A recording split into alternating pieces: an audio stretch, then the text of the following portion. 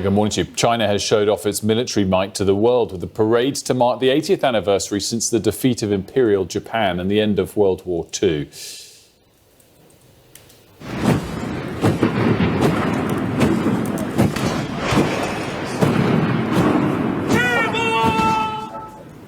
It began with an 80-gun salute to mark each year since the end of the war. Among those watching on from Tiananmen Square, Russian President Vladimir Putin and North Korea's leader Kim Jong-un.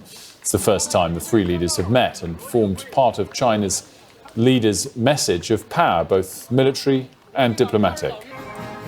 Chinese nation is the great nation that is never intimidated by any bullies and always values independence and forges ahead. In the past, when faced with critical struggles between good and evil, light and darkness, progress and reaction, the Chinese people rallied together to defy the enemy. Well, we just had pictures come in moments ago of a bilateral meeting between President Putin and Kim Jong-un. Quite extraordinary to see there in a formal bilateral. If the pictures earlier of them all together at the broader celebrations weren't amazing enough to see, that's been taking place just moments ago. Well, our Asia correspondent Helen Ann Smith was at that parade and she filed this report. This massive event only just finished. Already, almost immediately, they are starting to bus people out. But look, whatever you might think of the politics of what's happened here, the performance was absolutely remarkable. Just the precision, the accuracy, every boot, every turn of the head. In the stands we were in, you could literally feel them reverberating as the tanks rolled past, as the jets came overhead. And there was just this electric atmosphere of sort of anticipation and excitement from the crowds who were members of the public who were just in the area in front of where we were seated. It was a really spectacular show. Look, there's a couple of audiences, I think, for what's happened here today. One is absolutely the Chinese domestic audience. It is a crucial message that they are telling that, look, back 80 years ago, China was invaded and humiliated by Japan, but it was victorious. And just look what has happened since. China is now a major global superpower.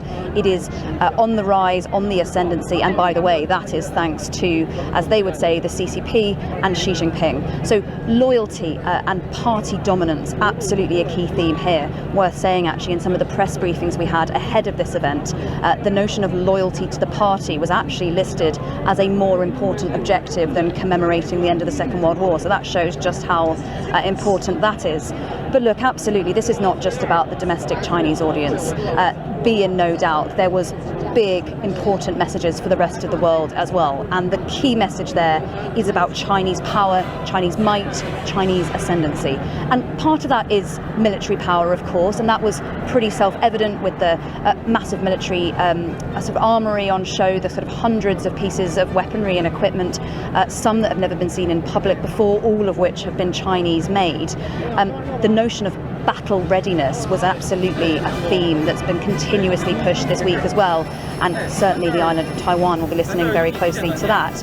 But look, it's not just about military power, it is also about political power and the power of allegiances, because this event has been noteworthy, not just because of what has been here and what we've seen, but because of who has been here as well. And it was so notable the whole way through. The host, President Xi Jinping, flanked to his right by Vladimir Putin of Russia and to his left by Kim Jong-un of North Korea. And look, there has been some analysts speculating that the recent closeness of Kim Jong-un and Vladimir Putin, and Kim has sent troops to help Putin in Ukraine of late, there's been some speculation that that has actually irked China, who is the historic ally of those two.